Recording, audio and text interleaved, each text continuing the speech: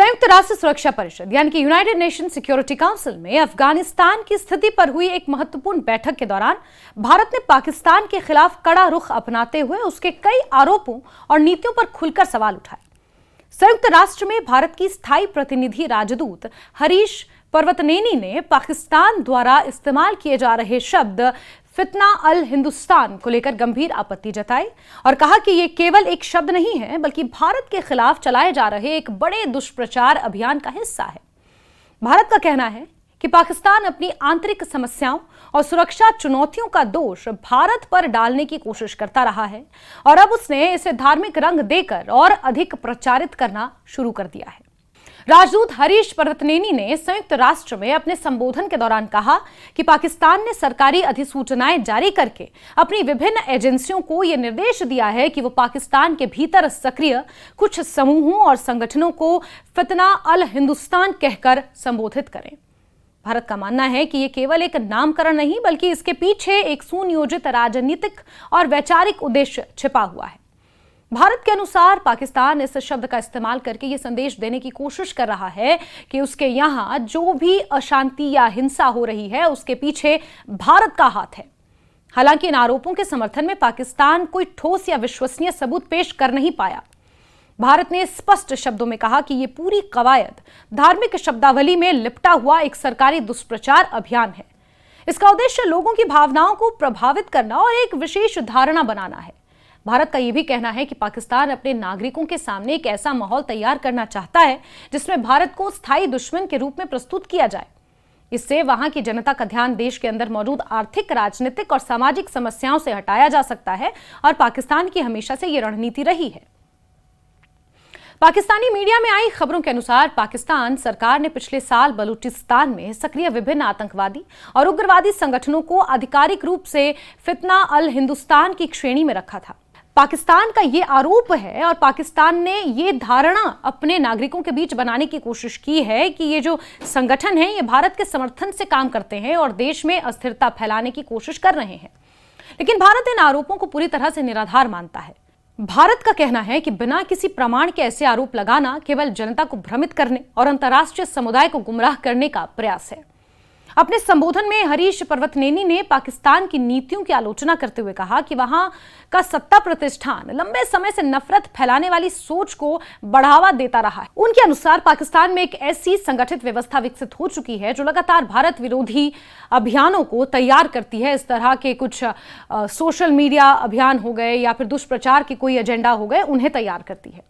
इस व्यवस्था का मुख्य उद्देश्य जनता को यह विश्वास दिलाना है कि देश की अधिकांश समस्याओं के पीछे भारत जिम्मेदार है। भारत का यह मानना है कि इस तरह की सोच से न केवल दोनों देशों के संबंध प्रभावित होते हैं बल्कि क्षेत्रीय शांति और स्थिरता को भी नुकसान पहुंचता है। भारत ने यह भी कहा कि पाकिस्तान की सरकार और सत्ता संस्थान अपने लोगों का ध्यान वास्तविक मुद्दों से हटाने के लिए भारत विरोधी माहौल बनाते हैं। पाकिस्तान लंबे समय से आर्थिक संकट, महंगाई, बेरोजगारी, राजनीतिक अस्थिरता जैसी समस्याओं का सामना कर रहा है। ऐसे में भारत के खिलाफ आरोप लगाना वहां के नेताओं और सत्ता प्रतिष्ठान के लिए एक आसान रास्ता बन जाता है। इससे जनता का ध्यान देश की आंतरिक चुनौतियों से हटकर बाहरी दुश्मन की ओर मोड़ दिया जाता है। राजदूत पर्वतनेनी ने अपने बयान में पाकिस्तान के 27वें संविधान संशोधन का भी उल्लेख किया। उन्होंने कहा कि यह संशोधन पाकिस्तान में सेना की बढ़ती शक्ति का एक उदाहरण है। भारत का मत है कि संशोधन के माध्यम से सेना का प्रभाव और ज्यादा मजबूत होगा और पाकिस्तान के बारे में यूं भी एक धारणा है कि पाकिस्तान में सत्ता सिर्फ सेना ही चलाती है, अंतिम निर्णय सेना द्वारा लिए जाते हैं। पाकिस्तान की संसद द्वारा पारित इस संशोधन के तहत चीफ ऑफ डिफेंस फोर्सेज यानी CDF का नया पद बनाया गया है। बाद में फील्ड मार्शल आसिम मुनीर को इसी पद पर नियुक्त भी कर दिया गया। और जब बहुत सारे डिप्लोमेटिक पदों पर रिश्ते निभाने की बात आती है तो पाकिस्तान के प्रधानमंत्री की जगह आप फील्ड मार्शल आसिम मुनीर को ज्यादा पाते हैं। भारत ने इसी घटनाक्रम को, इसी संशोधन को पाकिस्तान की लोकतांत्रिक व्यवस्था के लिए चिंता का विषय बताया और यह कहा कि इससे संकेत मिलता है कि वहां सैन्य संस्थानों का प्रभाव लगातार बढ़ रहा है। संयुक्त राष्ट्र में भारत ने केवल फितना अल हिंदुस्तान के मुद्दे पर ही बात नहीं की बल्कि पाकिस्तान की सुरक्षा और सैन्य नीतियों पर भी गंभीर सवाल उठाए। विशेष रूप से अफगानिस्तान के खिलाफ पाकिस्तान द्वारा किए गए सैन्य हवाई हमलों की भारत ने कड़ी आलोचना की।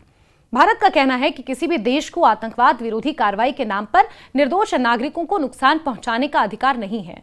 हरीश पर्वतनेनी ने अपने संबोधन में कहा कि किसी सैन्य अभियान को आतंकवाद विरोधी कार्रवाई का नाम देने भर से उससे होने वाले नुकसान और अपराध समाप्त नहीं हो जाते। यदि किसी कार्रवाई में आम नागरिक मारे जाते हैं, बच्चे अनाथ हो जाते हैं और परिवार तबाह हो जाते हैं तो उसे उचित नहीं ठहराया जा सकता।